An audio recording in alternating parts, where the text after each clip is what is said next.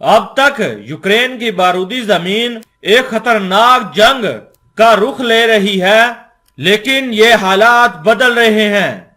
अब खतरनाक बारूदी जंग का मैदान ऐसा देश बनते हुए दिखाई दे रहा है जो कई सालों से जंग के अंदर डूबे हुए हैं। वो मुल्क है सीरिया, और ये जो अदावत है ये उस मुहाने पर है, ये उस मुहाने पर आमने सामने है रूस और अमेरिका के। हालांकि रूस की डायरेक्ट एंट्री इस वार जोन में नहीं हुई है, लेकिन हालात बता रहे हैं कि इस वार जोन में रूस ने इस वार फ्रंट को संभालने के लिए रूस ने ईरान को ये मोर्चा संभाल दिया है। कैसे बने हैं ये हालात, इस रिपोर्ट में जानिए। दोस्तों, अगर आप मेरे चैनल पर नए हैं तो काइंडली हसना टीवी को सब्सक्राइब कर लें और बेल आइकन को लाजमी दबाएं।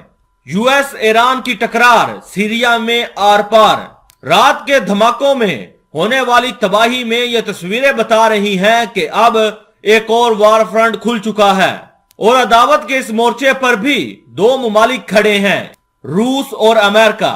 दरअसल सीरिया के अंदर जो ईरान के हमायती याफ्ता लड़ाके हैं, उन पर पहले अमेरिका वालों ने प्लान करके एयर स्ट्राइक की।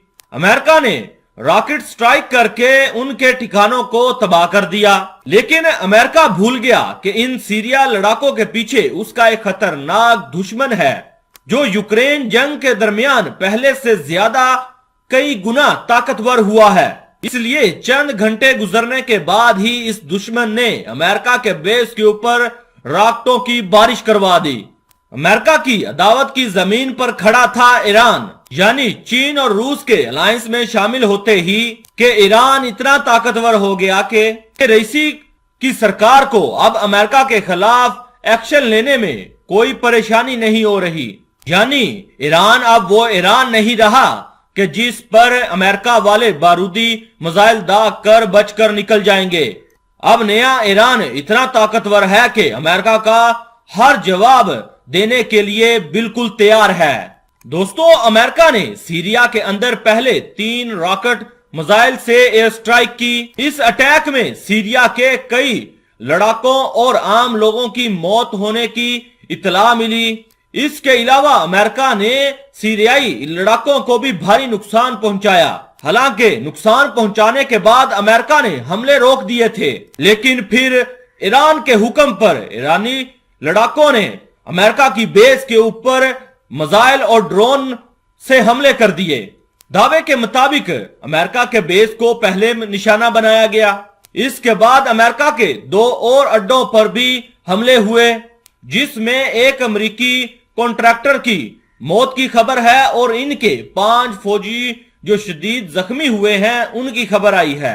हालांकि अमेरिका ने बाद में एक नक्शे के ऊपर अपने 3 बेसिस दिखाए गए जिन पर लगातार हमले हुए थे, और इस चीज की खबर की पुष्टि जो बाइडेन ने की थी।